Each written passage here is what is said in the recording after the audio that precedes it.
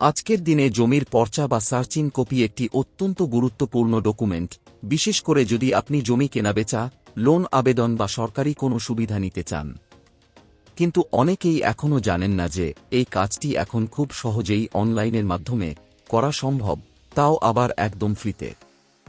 নমস্কার বন্ধুরা, আপনারা দেখছেন ডিজিটাল সহায়ক বাংলা, আর আজকের এই ভিডিওতে আমি আপনাদের দেখাবো কিভাবে ঘরে বসেই নিজের মোবাইল বা কম্পিউটার ব্যবহার করে জমির পর্চা বা সার্চিং কপির জন্য অনলাইনে আবেদন করবেন। শুধু তাই নয়, আবেদন করার পর কিভাবে মাত্র একদিনের মধ্যেই সেই পর্চা বা সার্চিং কপি ডাউনলোড করবেন, সেটাও স্টেপ বাই স্টেপ পুরো প্রসেস দেখানো হবে।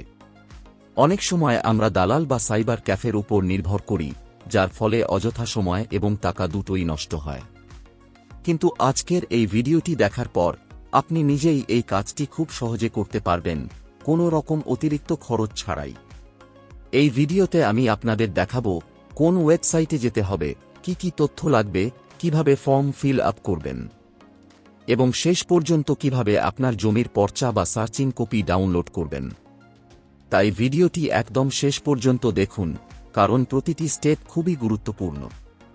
যদি আপনি নিজের কাজ নিজেই করতে চান এবং সময় ও টাকা বাঁচাতে চান, তাহলে এই ভিডিওটি আপনার জন্য অত্যন্ত উপকারী হতে চলেছে। তবে চলুন ভিডিওটি শুরু করা যাক। প্রথমে বাংলার ভূমি পোর্টাল ওপেন করবেন। তারপর সাইন ইন অপশনে ক্লিক করবেন। ক্লিক করার পর এই রকম ইন্টারফেস আসবে। এখানে ইউজার নেম হিসাবে রেজিস্টার মোবাইল নাম্বার এন্ট্রি করবেন এবং পাসওয়ার্ডের ঘরে পাসওয়ার্ড এন্ট্রি করবেন এবং ক্যাপচা ঘরে ক্যাপচা এন্ট্রি করে লগ ইন অপশনে ক্লিক করবেন। যদি লগ ইন আইডি না থাকে, তাহলে আগে সাইন আপ অপশনে ক্লিক করে লগ ইন আইডি তৈরি করবেন, তারপর পোর্টালে লগ ইন করবেন। লগ ইনে ক্লিক করার সঙ্গে সঙ্গে অ্যাপ্লিকেশন ড্যাশবোর্ড ওপেন হয়ে যাবে।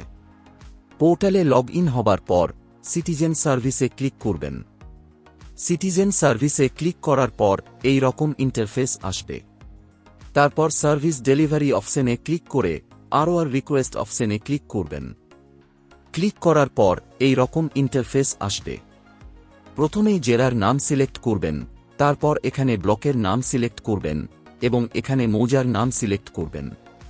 তারপর এখানে খতিয়ান নাম্বার এন্ট্রি করবেন এবং বাটা খতিয়ান থাকলে এখানে এন্ট্রি করবেন। তারপর এখানে আবেদনকারীর ফার্স্ট নেম এন্ট্রি করবেন এবং এখানে লাস্ট নেম বা টাইটেল এন্ট্রি করবেন। তারপর এখানে আবেদনকারীর বাবা বা স্বামীর নাম এন্ট্রি করবেন।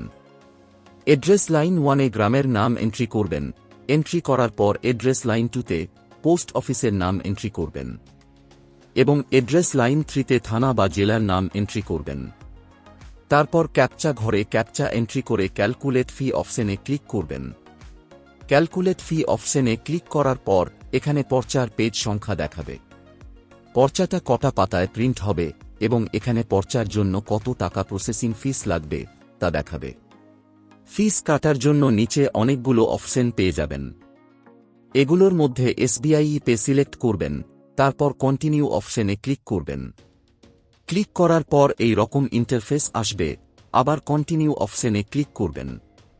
কন্টিনিউতে ক্লিক করার পর আবার একটি নতুন এই রকম ইন্টারফেস আসবে। নিচে স্ক্রল করে ভেরিফাইড এন্ড চেকেড অপশনে ক্লিক করে নেক্সটে ক্লিক করবেন। নেক্সটে ক্লিক করার পর এখানে payment method SBI pay select করবেন এবং পেমেন্ট গেটওয়ে ব্যাংক সিলেক্ট করে নেক্সটে ক্লিক করবেন। নেক্সটে ক্লিক করার পর এই রকম একটা পপ আপ আসবে। তারপর ওকেতে ক্লিক করবেন। ওকেতে ক্লিক করার পর নিচে স্ক্রল ডাউন করে পে নাও অপশনে ক্লিক করবেন। ক্লিক করার পর এই রকম ইন্টারফেস আসবে। এখানে অনেকগুলো পেমেন্ট অপশন পেয়ে যাবেন, যেমন debit card, credit card, net banking. যে কোনো একটি পেমেন্ট মেথড চুজ করে পেমেন্টটাকে কমপ্লিট করবেন। পেমেন্ট সাকসেসফুল হওয়ার পর এই রকম একটা ইন্টারফেস আসবে। একটু অপেক্ষা করবেন, পেজটি বাংলার ভূমি পোর্টালে রিডাইরেক্ট হয়ে যাবে এবং পেজটি রিডাইরেক্ট হয়ে যাবার আগে ডাউনলোড চালান অপশনে ক্লিক করে চালান ডাউনলোড করে নেবেন, যা পর্চা ডাউনলোড করার সময় লাগবে। পেজটি বাংলার ভূমি পোর্টালে রিডাইরেক্ট হবার সঙ্গে সঙ্গে লগ আউট হয়ে যাবে। আবার সাইন ইনে ক্লিক করে পোর্টালে লগ ইন করে নেবেন। তারপর আবার সিটিজেন অপশনে ক্লিক করবেন। ক্লিক করার পর জিআরএন সার্চ অপশনে ক্লিক করবেন। ক্লিক করার পর এই রকম ইন্টারফেস আসবে। এখানে রিকোয়েস্ট টাইপ আরওআর সিলেক্ট করবেন। তারপর এখানে জিআরএন নাম্বার এন্ট্রি করবেন এবং এখানে অ্যাপ্লিকেশন নাম্বার এন্ট্রি করবেন।